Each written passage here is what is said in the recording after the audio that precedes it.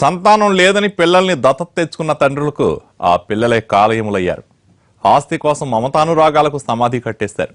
పశ్చిమ గోదావరి జిల్లాలో 2 దారుణాలు నేటి బంధాల విలువేంటో కళ్ళకు కడుతున్నాయి. నల్లజల్లలో ఓ పెంపుడు కొడుకు, ఏలూరులో ఓ దత్తపుత్రిక పెంచిన తండ్రులను చంపేసిన దారుణాలపై ప్రత్యేక కథనం.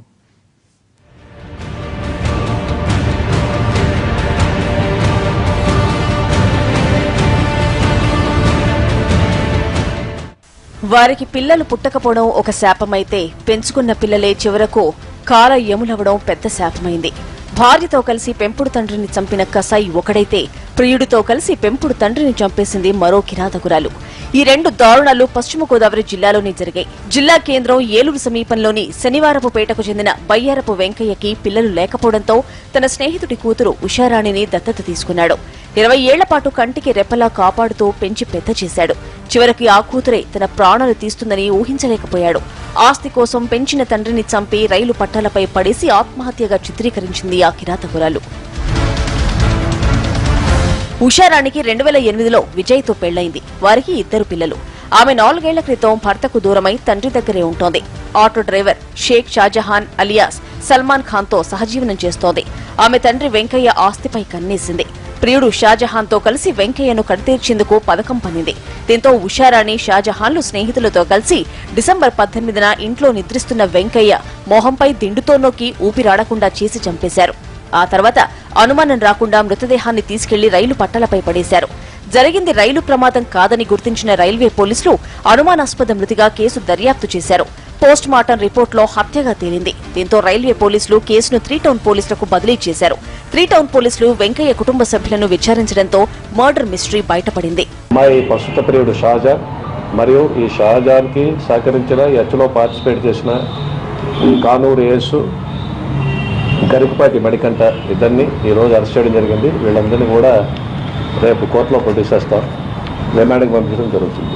ఇక ప్రధాన కారణం తన తండ్రిని తొలగించి అతని పేరును ఇల్లు అమ్ముకుని ఏదో రకంగా తన ప్రియుడితో కలిసి వెళ్ళిపోవాలని పథకం రచించింది.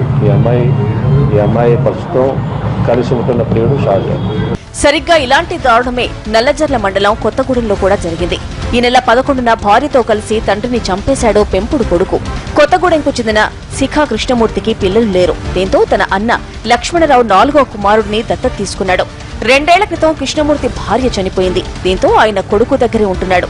కృష్ణమూర్తి పేరున ఉన్న 1.5 ఎకరం పొలాన్ని తన పేరు రాయాలని పెంపుడు కొడుకు దుర్గారావు ఒత్తిడి తీసుకొచ్చాడు. తన తదనంతరమే అది దుర్గారావుకు చెందుతుందని కృష్ణమూర్తి తేల్చి చెప్పాడు. దీంతో కృష్ణమూర్తి ప్రాణం తీస్తే పొలం తక్కుతుందనుకున్నాడు దుర్గారావు.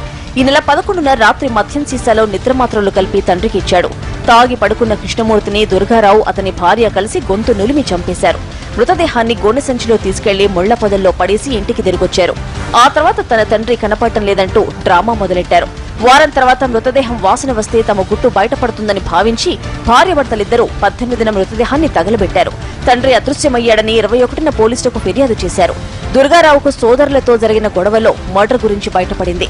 అరెస్టు భయంతో దుర్గారావు పారిపోయాడు. చివరకు వీఆర్ఓ ఎదుట లొంగిపోయి తండ్రిని తానే చంపానని ఒప్పుకున్నాడు. దీంతో పోలీసులు నిందితులని అదుపులోకి తీసుకున్నారు. అతను చెప్పిన కాజ్ ఏంటంటే, భార్య చనిపోయిన తర్వాత మా నాన్న నా భార్యని సెక్సువల్గా రమ్మని కోరిక తీర్చుకొని ఇబ్బంది పెడుతున్నాడు. చాలాసార్లు మందలించాం, కానీ మందలించినా అతను ప్రవర్తనలో మార్పు లేదు. అందువల్ల ఇసిగిపోయి నేను రాంజీలో మొత్తం మంది కలిపి పడుకున్నప్పుడు నా భార్య నేను కలిపి తలగడ పెట్టి నొక్కి చంపేశామని చెప్తున్నాను. ఈ 2 ఘటనల్లో పెంచుకున్న పిల్లలే కిరాతకులై పెంపుడు తండ్రుల ప్రాణాలు తీసేశారు. పిల్లలు లేనివారు ఎవరినైనా దత్తత తీసుకుని పెంచుకుందాం అనుకునే వారి గుండెల్లో వణుకు పుట్టేలా చేశాయి దారుణాలు.